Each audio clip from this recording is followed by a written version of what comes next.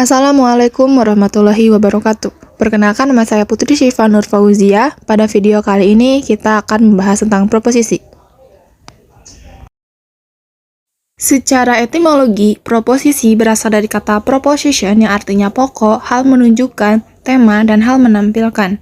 Proposisi ini mengacu pada pernyataan yang dapat digunakan sebagai benar atau salah. Proposisi juga merupakan unit dasar dalam logika yang membentuk dasar pemikiran logis.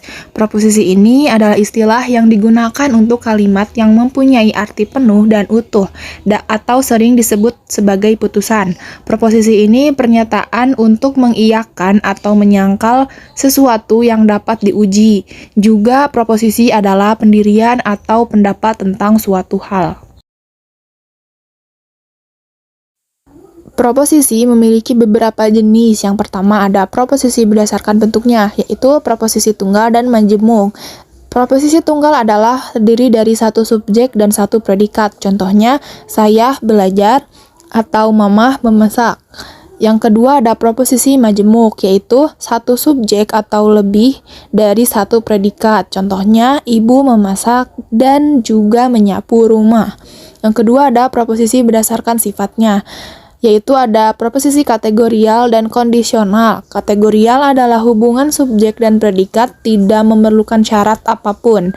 Contohnya, semua orang ngerti, semua makhluk hidup membutuhkan makan.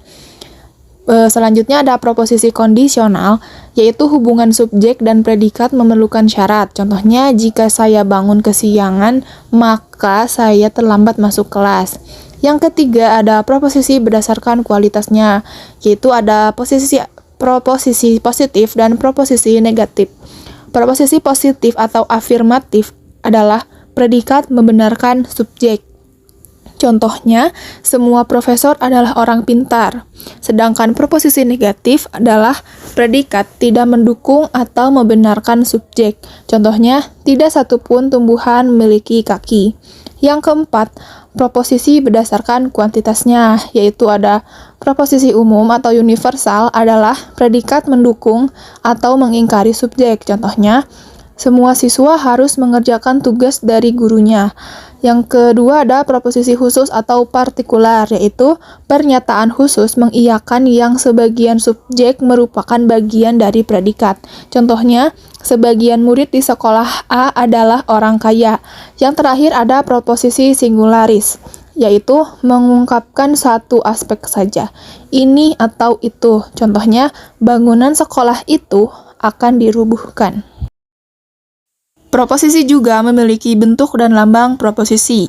Yang pertama, bentuk proposisi terdiri dari proposisi tunggal dan proposisi majemuk. Proposisi tunggal memiliki satu pernyataan tunggal dengan kategori benar atau salah yang hanya didukung oleh subjek dan predikat. Contohnya, saya menangis atau adik makan atau kucing melahirkan. Yang selanjutnya ada proposisi majemuk, dinyatakan sebagai pernyataan yang mengandung fakta dan dapat dinilai keberadaannya. Contohnya, setiap warga negara harus memenuhi kewajiban dan menerima haknya. Yang kedua ada lambang proposisi, terdiri dari huruf proporsional, huruf atau operator logika, dan tanda kurung. Sekian dari saya, semoga bisa menjadi ilmu yang bermanfaat. Wassalamualaikum warahmatullahi wabarakatuh.